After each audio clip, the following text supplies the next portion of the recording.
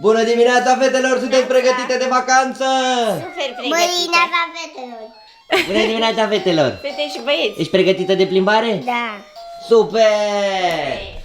Salutare și bine ați venit la un nou video care o să fie foarte lung și o să dureze aproximativ vreo 10 ore până când o să ne vedeți la sfârșitul acestui video, pentru că ne așteaptă o plimbărică pe care abia o așteptăm toți trei. Avem aici, am cumpărat cel mai mare bagaj pe care l-am găsit, pentru că este un singur bagaj pentru toți trei. L-am personalizat puțin așa cu niște stickere foarte drăguți. Prietenul Bucharest Bike Traffic e aici cu noi și e la limită, Este mega plin și este fix la greutatea limită acceptată, și anume 32 de kilograme, adică are 31,6, ceva de genul ăsta. Dacă o să cumpărăm ceva din vacanță, nu știu unde o să-l punem. A intrat soarele în nori, pe noi nu ne interesează, pentru că mergem undeva unde o să fie foarte bine și foarte cald. O să fie primul zbor pentru Eva, așa că hai să ne pornim spre aeroport!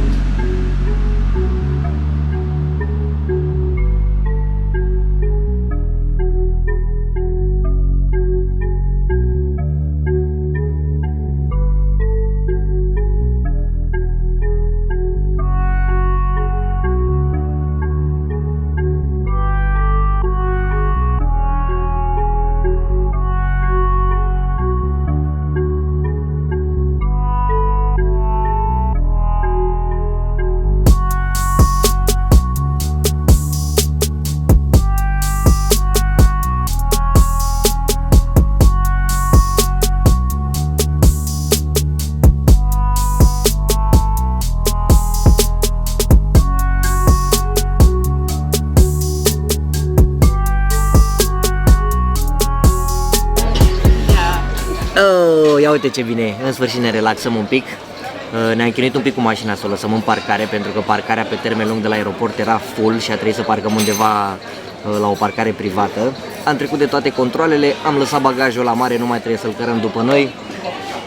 Am venit să mâncăm cea mai scumpă ciorbiță la aeroport și ne vedem în avion. Abia aștept să-i văd reacția Evei la decolare.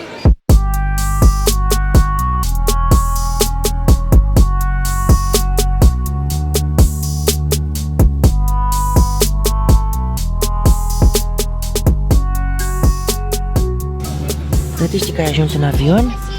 Îți place în avion? Nu te interesează, tu pilotezi acolo. Abia aștept să-i văd reacția când o să decolăm. Momentan e încântată, e bine. El are probleme cu microbii. Ștergem totul pe aici. Ai șters jumătate de avion. Eu mi-a jucat. Ești pregătită că am pornit, uite. A pornit avionul.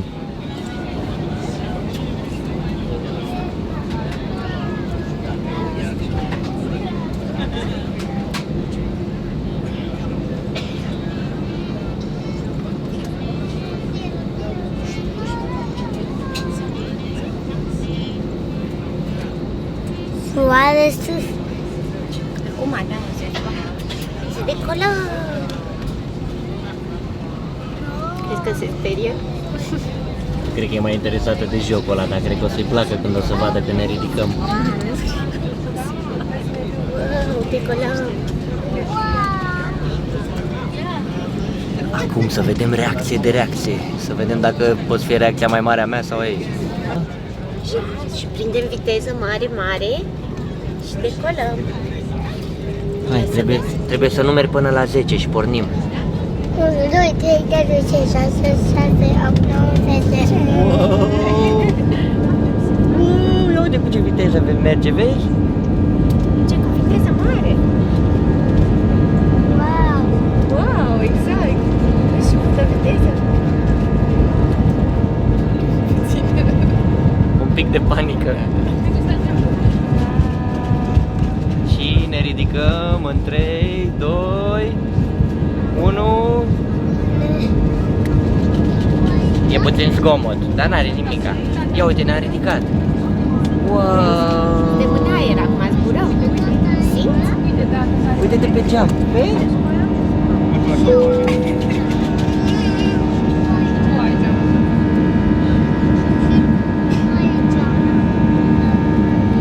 Vreau jos. Nu, iubita, nu trebuie să-ți fie frică, mami. Nu trebuie să-ți fie frică, puiul. Nu e, tati, mergem, zburăm. Wow, foarte drăguț, o să vezi. Să vezi ce frumos e sus. Încet. Un pic de panică, dar o calmăm și o să-i placă. Ne vedem peste vreo 4 ore jumate când aterizăm. Da? Spui papa?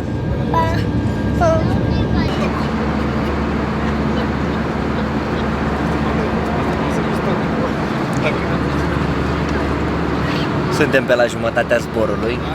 Mai avem vreo 2 ore și ceva. Eva nu vrea să doarmă. Eu aș fi vrut să dorm, dar dacă nu doarme ea, nu prea îmi vine nici mie să dorm. Dar i-am downloadat niște jocuri, niște desene pe telefonul ei aici, are căștile, totul bine.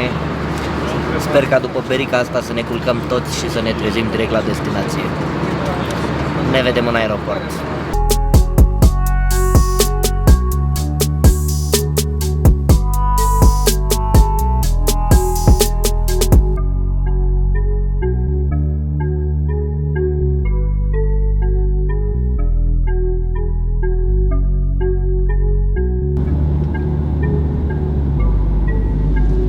Salutare și bine ați venit în Dubai! Suntem în mașinuța proaspăt închiriată, am stat ceva la rând, nu știu cum s-a nimerit, fix de unde am închiriat noi mașină, acolo era cea mai aglomerație, mare aglomerație.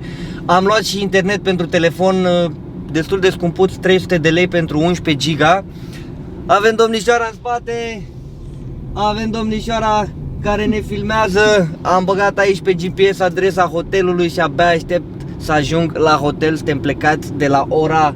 La cât am plecat de acasă? La 10:30 și este 9 și un sfert. Deci suntem plecați aproape de 12 ore.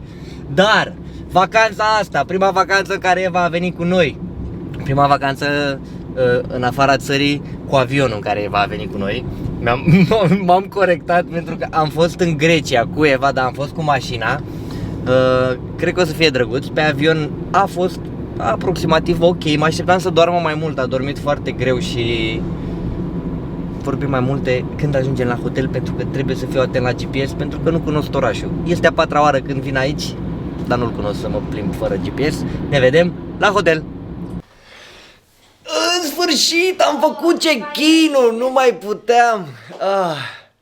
Asta e camera, o țin minte de data trecută, am fost acum cât timp? 2 ani jumate? Nu mai mult, păi nu era Eva, nu aveam pe Ba da, dar era acasă Eva rămasă. Păi da, 2 ani jumate. Da, cred că ai dreptate. Acum 2 ani jumate am fost în același hotel, Confundat camera cu prima dată. seamănă, cred că e identică. Eva e foarte fericită acolo, avem noroc că au ceva deschis non-stop jos, am luat niște sălățele, niște sandwich-uri aveau acolo.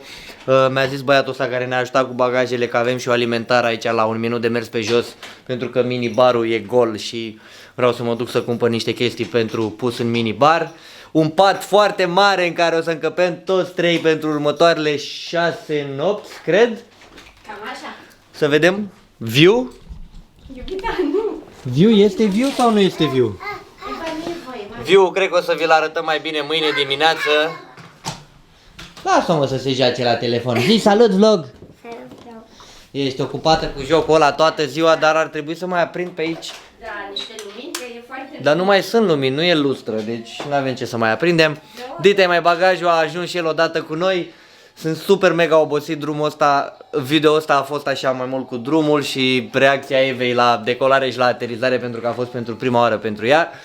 Mă duc să despachetez niște chestii, am de dat niște mail-uri la Booking pentru că m-au taxat aiurea și niște bulangii, trebuie să rezolv că e treaba asta. Deschidem bagajele, mă duc până la alimentară, vă ziceam, închidem videoul, sper să am timp mâine de dimineață să-l editez, să-l pun cât mai repede să-l vedeți. Și subscribe dacă v-ați uitat până la ultimul minut din acest video. Sunt super obosit, de-abia vorbesc, dar trebuie să închidem video cum trebuie. Dați subscribe, like, pentru că urmează o serie de videouri de aici pe care o să vă... nu mai știu să vorbesc. Care o să vă placă super, super mult. Eu și cu fetele v-am salutat. Prima zi în Dubai, prima noapte. Sper să decurgă totul bine. Vă luăm cu noi peste tot. Pa, pa!